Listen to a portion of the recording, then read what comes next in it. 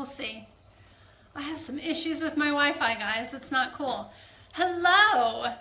For those of you that don't know me, my name is Melissa, and I am the funny blue-haired lady behind the Watershed Farm. Today we are wrapping up our series in our discussions around rituals and routines. So today I'm sharing what is the most important piece that I think everyone should make an effort to include in your life, and I'm going to share with you how you can absolutely make that possible. So if you are joining me on the replay, know that I love to continue this conversation. So even if you didn't catch this live, please continue to ask questions, share your thoughts, comment. I will always come back and respond to questions and engage in that conversation for as long as you'd like to have it. If you're joining me live, I thank you. You can always say hello, because I like that, and hopefully we'll get a little bit of back and forth today. All right, what I think is probably the simplest, and again, the most important piece also happens to be the piece that most people have the most resistance around.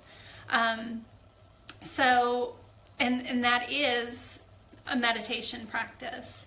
Now, most meditation practices, I think, are quite palatable and easier to engage in for someone who doesn't have, hello, Molly, thank you for joining me. For someone who has never meditated before, there are many ways to start that. So, guided meditations. First, I will say Insight Timer is the best app that I have ever found, and I really encourage you to, as soon as this is done, go, if you don't already have this on your phone, to go and check that out. It's called Insight Timer, and I'll put in the comments the little icon or the link to download that. All of the meditations on there are absolutely free. It's a free app to download, and it gives you access to a wide variety of meditations. And so, as I said, most of the meditation practices are fairly user-friendly. They have a lot of guided meditations, and that's a great place to start. If you aren't currently engaged in a practice, to start with shorter and guided meditations. So they have guided meditations for just about anything. When you think of that, you think of maybe, sleep, which absolutely, they have hundreds of sleep meditations, but they also have guided meditations to help spark creativity, to help connect you with your most authentic voice, to help you tap into your power, to help you become a better leader. There are guided meditations for so many different things. So check all of those out on Insight Timer. Also, they have meditations on there specifically for children. And for sleep for children. So if you're a parent, that probably appeals to you. So that's a really good place to start if you aren't in a practice yet. There are some other, if having that like sitting still. Hey Donna, welcome. Thank you for joining. If having that more passive practice doesn't appeal to you, and that sitting and having to sit still for a while, and again, it doesn't have to be long. Always start short. There are a lot of more unusual meditations that people aren't aware of, such as walking, chanting, singing, dance and movement meditations. I actually tend to turn all of my guided meditations into more movement oriented. I'm not always one to sit still, even during a guided meditation. I tend to play out with my body the things that I'm hearing, and as I'm feeling called to move, I do that. There are no rules. You do not have to sit still. If something feels good in your body to move, then go ahead and do that. You don't need to be sitting in lotus in a dead silent room in order to have a meditation practice. So those are good. I also enjoy just changing it up. I like to music, yes. Yeah, so using music, Donna, that's a really good point. So using music as a vehicle. And then, yeah, so if you can add the movement to that, where you're still concentrating more on what is happening within you, and the movement that comes out of that can be very intuitive, and moving your body in a way that it feels called to move. So it is maybe, I guess it's still dance. I'm not a dancer, I don't know, but I would still call that dance. And in that way, because when we're in a meditation practice, we're really focusing on what is going on inside of us. We're listening to what our body is saying, and we're responding to that. And so I think that's a beautiful, beautiful way to have that connection to your body and to have that conversation with your body as it feels called to move, to allow that to happen. So that's beautiful. Thank you for bringing that up. I think that the one practice that people have the most resistance around is the sitting in silence. But I have to say, I think it's a really important part to just try out from time to time. If you start by sitting still and sitting for like 30 minutes in complete silence, if you don't yet have a daily practice, that's going to be difficult. I mean, it's going to be difficult anyway. So if you haven't yet done that, don't think that you need to hit the 20-minute mark or that you need to sit for an hour. That's wonderful. That's beautiful. But whatever you can do to start that as a daily practice is you are going to get the benefits from that. You know, I have kids, as I've said before, and so I tend to involve my children in my practice because they're there. And I still will do silent meditations with my children. And so we do literally 1 minute meditation. I will set my timer for 1 minute, and we will sit in silence. Oftentimes we're touching, so we might sit across from each other and have our hands, palms together. And just as I breathe in and out, I'll move my hand, and then as my son breathes in and out, he will move his hand, and so I will follow that. There's a lot of different ways that we can engage with our breath through movement in silence, and it's very possible for even an 8-year-old or younger child to have that as part of their practice. Having a daily practice is so much more important and meaningful than meditating for an hour or two once a week, once every couple of weeks.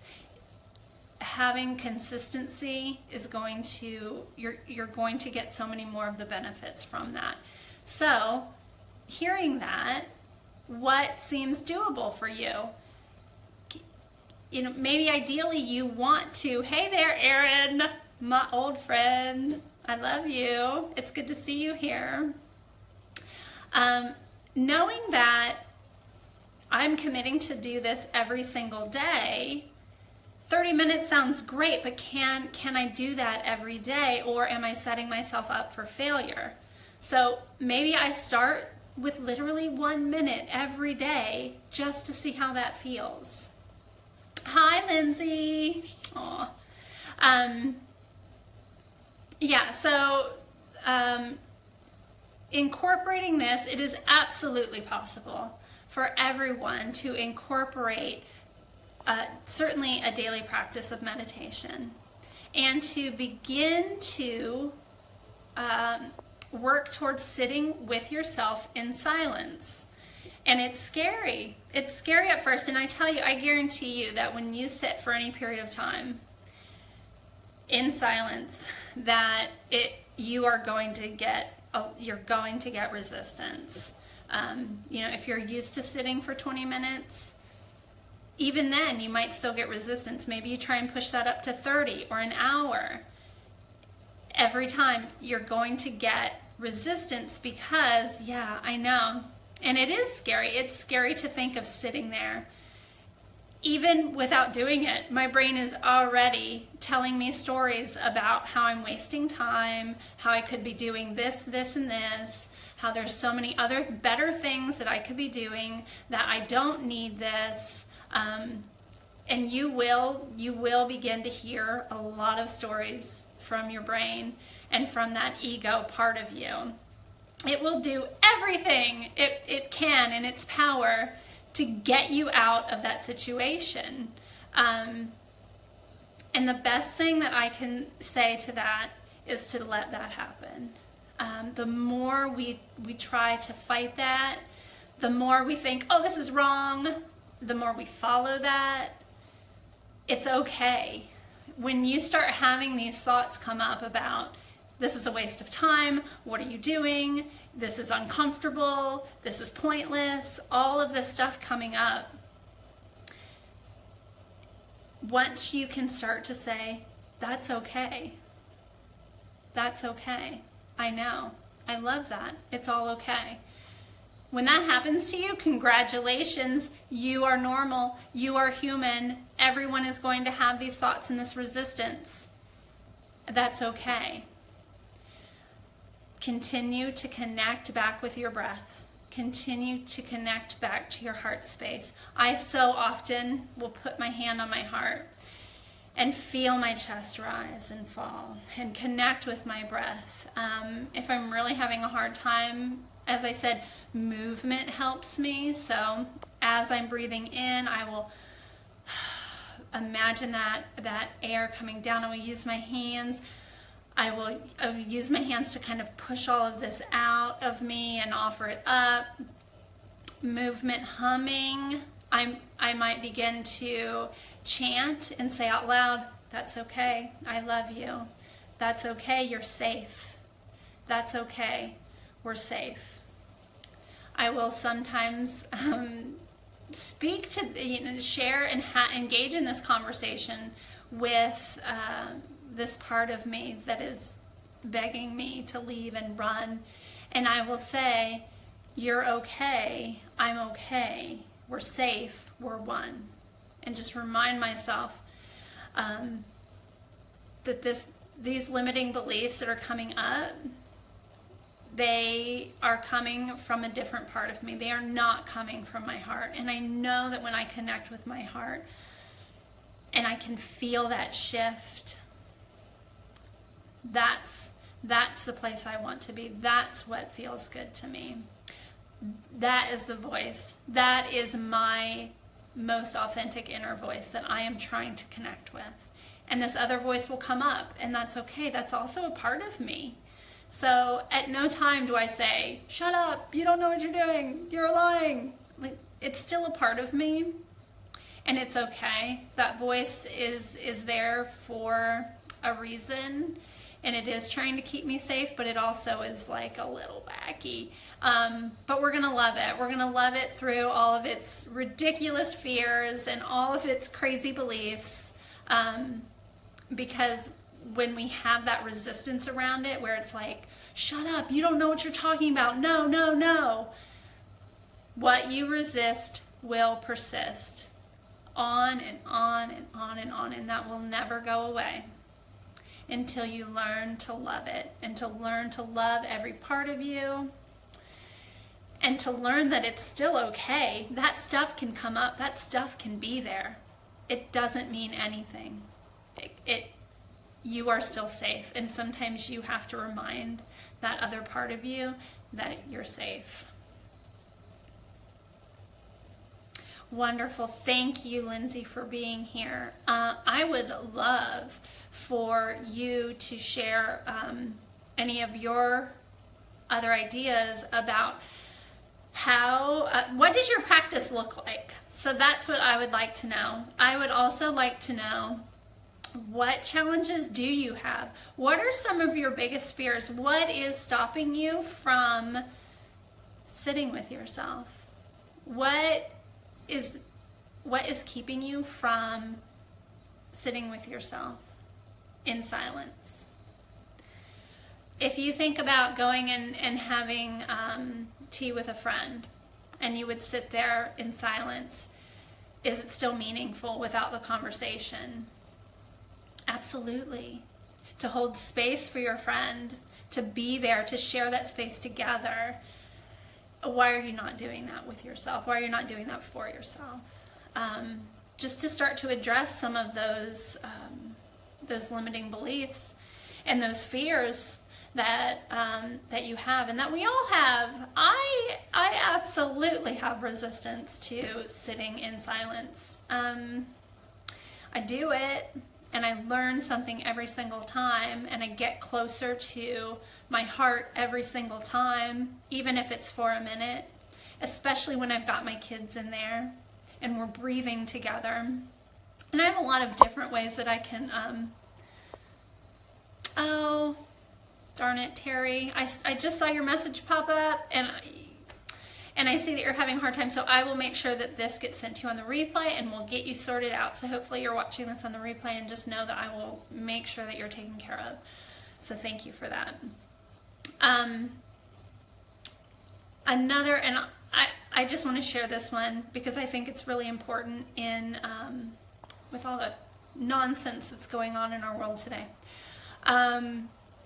My son and I also do this other meditation, and I've done this with my husband as well too, and it's really good to do, not just with children, but it's a good one for him because it's we do just a 1 minute, and it's a breathing meditation, and we kind of like not sync our breath, but in a way kind of, so anytime I'm doing an out breath, he's taking an in breath, and as he exhales, I'm inhaling. And then we talk about how we all share the same air, and that our breath is recycled from someone else's lungs, and that we are so much a part of one another. And it's easy to feel good and have that connection when you're sitting across from someone you love, but know that that is the exact same cycle taking place with people that you have a hard time sending love to.